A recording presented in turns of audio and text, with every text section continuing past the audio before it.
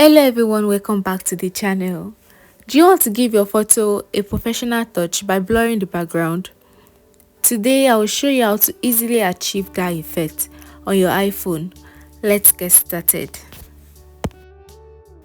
First, open the camera app on your iPhone. Swipe through the camera modes until you find portrait. This mode is designed to create a blurred background effect. Position your subject within the frame. Make sure the subject is well lit and there is enough distance between the subject and the background for the effect to work properly. For iPhone with depth control, iPhone X and later, you can adjust the level of blur by taking the photo, open it in the photo app, tap edit and adjust the depth slider to increase or decrease the blur effect. Once you are happy with the composition, then you can save the photo. The background should now appear beautifully blurred. And that's it guys.